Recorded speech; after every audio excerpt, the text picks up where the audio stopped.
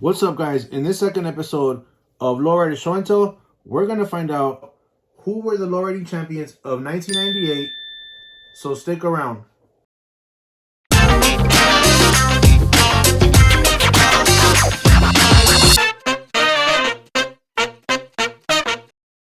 If you grew up loving to read Lowrider Magazine like me, hit that thumbs up button. And if you didn't read it, you just looked at all the cars and the girls, smash that thumbs up button, hit subscribe, because you're going to love this series.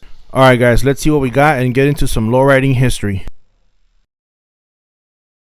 Alright, so today we're going to be going over issue number 1, volume 21 of January 1999. This issue here literally came out 24 years ago. And I wanted to go over this issue here, of course, because it has the Las Vegas 1998 Super Show coverage. In our first episode of Lowrider Show Tell, we went over the October 1998 issue.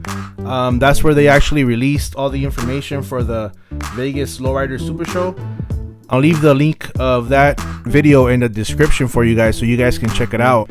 Here on the front cover, we have the famous Casanova Rollers Only Car Club. So let's get into it. I was checking out the editor's letter here, and actually Lonnie Lopez in his letter said that 1998 was the very first Lowrider Championship in Vegas. Here we got the letters to the editor.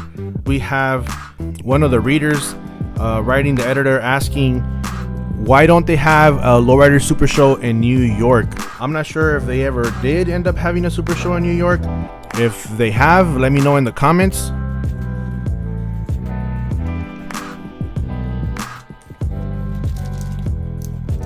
Here we have the new product section. I'm telling you guys, it seems like the magazine was like the go-to thing back in the day to find just like everything out. Check it out, we have those Rockford Fosgate punch amps that were coming out at that time in 1999. And here we have our first on the scene coverage, Slam Jam 1998, which took place in Hawaii. And here we have an article, Cruise Control, which is basically the Fresno Lowriders coming together with the police to try to keep cruising alive. The police and the Fresno Lowriders came together to pick out a date and time in an area where the lowriders can cruise without being harassed, without being ticketed. So at that time, I thought that was pretty cool. It would really be nice to see if, you know, all the major cities or cruising spots in the cities had something like this for all the lowriders to cruise and enjoy. I mean, obviously, of course, I think it all depends on all the lowriders taking care of the spot too. On the next page here, we have another Raza report, Lowrider Magazine announcing that they have a new publisher. At that time, Alberto Lopez was stepping down as a publisher, and Lowrider Magazine named Ricardo Gomez the new publisher. Check out this Porky's Hydraulics ad. This switch box had 25 switches. I think the most I ever had, like in my first setup, was probably like a box with like 8 or 10 switches. Now, I mean, I think most people just keep it down to 4. Another Raza Report article on Lady Lowriders. These Southern California friends basically opened up a bike shop called United Ladies, which they named after an all-girl car club that they had back in the 70s. So they opened up a Lowrider bike shop in LA. I wonder if, I don't know, I mean, I don't know the full history, but I wonder if this was one of the first all-girl car clubs in lowriding. Here we have the very first feature of this issue, which is a 1962 Chevy Impala convertible on airbags. This car was out of Pittsburgh, California. And here we start with basically what we came for, is the Las Vegas 1998 Super Show at the Sands Expo and Convention Center. So the first champion for the 1998 Lowrider Super Show in Vegas was actually Casanova from Rollers Only. It won Lowrider Euro of the Year. Here we also have an S10, which took first place Truck of the Year. This S10 was called Pure Insanity. It was from Exotic Minis out in Texas. Here we see Southside Car Club, which took Best Car Club Display at the show. Check out some of these cars that were like super fixed up, like all showed out.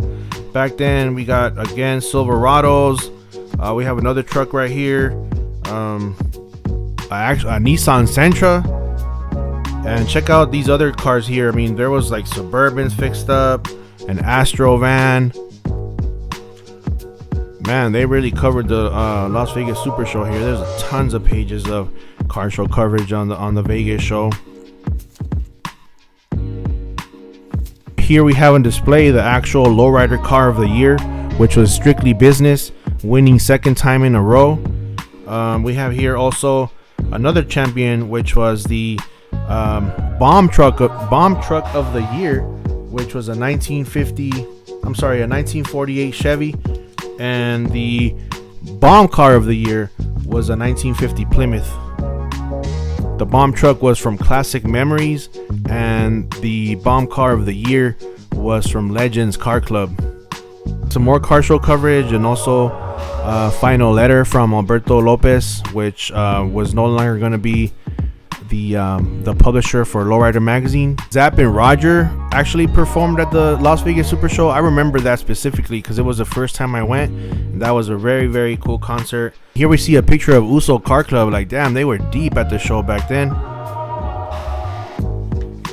And here we see more pictures. I mean, a car from Southside. The Imperials was at the show. A 1994 Caprice. I used to have a Caprice like that. That was actually my second car. You don't see very much of those like bubble Caprices like fixed up anymore on the streets. Here we have, back in 1999, Royals Car Club from Vegas. Real for Life Car Club from Vegas. I don't think they're around anymore. I think it was pretty cool, you know, all this coverage with all the pictures. Imagine having your car in the show, and then when the magazine came out, you went and, you know, got your issue right away, flipped through the pages to see if your car had come out, you know, that little picture with your name on it and your car name. Man, I bet that was everything. And here we have the hydraulic hop-off coverage, which I think happened a day before the show. Like I said before, I didn't know that this was a 2-day show, so I didn't go to the hops. I just went to the actual car show. This 1963 Impala set the world record for a single pump with 60 inches. And check out these tires, tattoo tires. That's crazy. It actually says on here that they're just for show only, not meant for the highway. I don't remember seeing a lot of these. I don't know if they weren't a big hit or what, but that's pretty cool right there. And here we have info on the very first show kicking off the Bajito tour of 1999, which the first show was going to be in Miami. This was the actual registration form that you had to mail in to enter into a show. Check this article here on a full hydraulic build. It says full hydraulics for under $5,000, including the car. What? Like, damn, I need this price right now. And here we have the actual cover car feature, which is Casanova Euro Car of the Year. This was a 1991 Nissan 300. It's owned by George Jaramillo from Albuquerque, New Mexico, from Rollers Only. Here we actually have the centerfold poster of it. Hey guys, before we continue, if you're liking the content, go ahead and hit that thumbs up button right now, hit subscribe, and let's get back to it. Check out all the gold on it.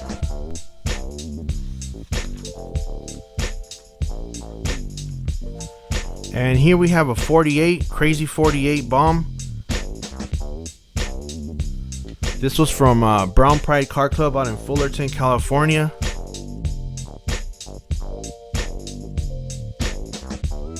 Check out Red's Hydraulics. They actually had merch.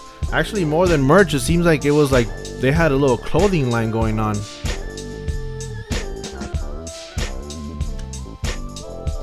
And here we have another feature, which is a 79 Ford Thunderbird. This one's really nice. I actually like the color. This car was named Champagne. It's from Style Car Club in Fontana, California. And under the truck stop section, we actually have two truck features. One of them is a 93 Ford Ranger, and this other one is a 86 Mazda. Check out the back with the JL audios. Check out this two-door box Caprice, crazy clowning, from Royals Car Club. I like this interior. I like kind of simple stuff. This interior to me is badass. This car was owned by Chris Madsen from Royals Car Club out in St. George, Utah. Check out this sound system spotlight, Super Sport Impala with the MTX subs. And here we have a bike feature, which is a 68 Schwinn called Showtime from Oceanside, California. Look at homie wearing his Chargers jersey, repping San Diego.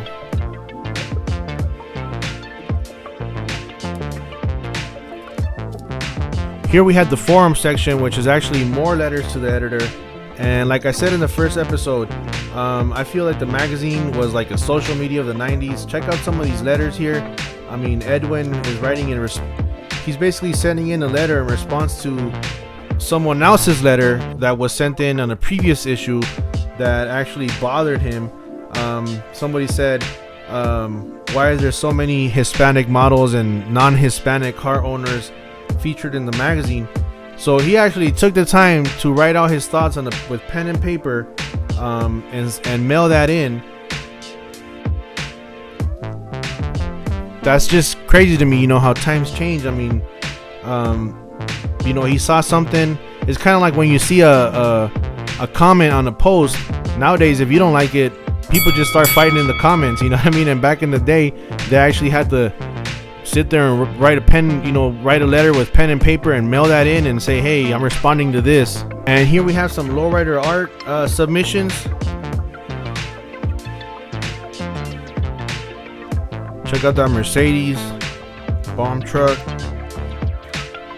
Super Sport Impala, 64 convertible. Very cool drawings.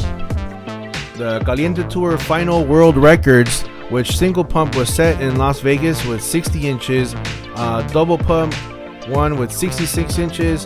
The truck record HOPP was also set in Las Vegas with 65 inches, and the luxury record was a tie at 54 inches. And here we have the mailbox section. You had to mail in your picture if you wanted to have your car featured, which to me was pretty cool. I mean, like I said, to have that opportunity to have your car featured in the magazine, and they got a little bit of everything. I mean, anywhere from mini trucks to Euros in here. We're finally at the end, which is the love lines. Check these out. It wasn't only messages for your girl or for your man. We got a homie here sending out a shout out to his homie saying, keep strong, much love, you know, don't let anything bring you down. Some of these love lines are deep. I mean, you could probably make songs out of some of these. Like, they're actually like almost like lyrics.